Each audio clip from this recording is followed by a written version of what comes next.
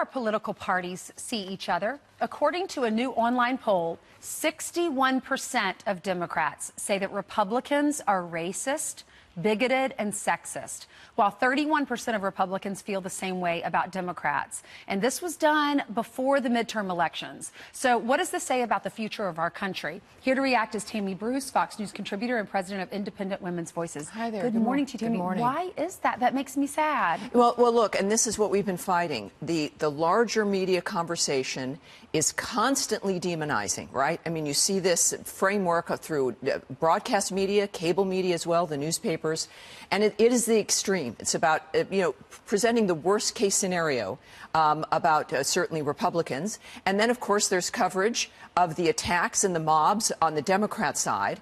But the problem is, of course, is the communication framework. And these are online polls. And I contend that, and I've been saying this for now over a year, that Americans are not as divided as the media is telling us we are. You don't think it's true? I don't think it is. It's a more exciting argument, of course. It gets people nervous and more attuned to want to watch television because it's more dangerous.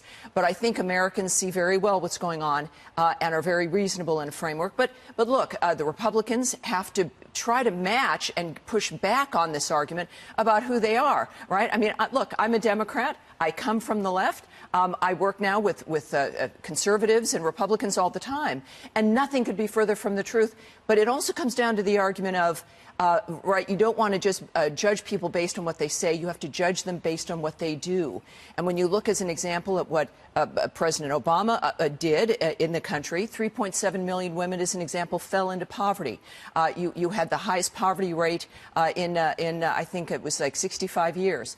The bottom line is, while you could like President Obama as a person and admire him, but then you have to look at the result of their work. So he could run saying, I'm for women, but if you look That's at the right. statistics, it's not necessarily That's exactly right. And especially when you're hiring someone to do a job. If you're looking for a brother-in-law or a son-in-law, maybe it's a different standard. But you're looking for someone who does a job. President Trump, on the other hand, is constantly attacked, right, when it comes to women and conservatives on the issues of race. And yet here we've got remarkable numbers for women. You've got an extraordinary the lowest unemployment rate in our history, at least certainly at least I think in the last 65 or 75 years. You've got 1,000 women a day, I believe, establishing their own businesses. My group, the Independent Women's Voice, started up a website called Better Off Now to collect the statistics and the facts about what's happening in the economy for people of color, for women.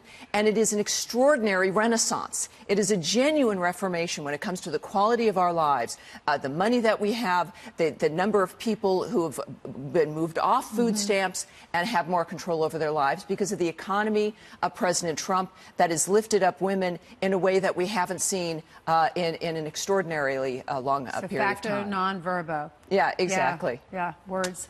Yeah. Deeds, not words, right? Exactly. All right. Thank you, Tammy, for My being pleasure. with us.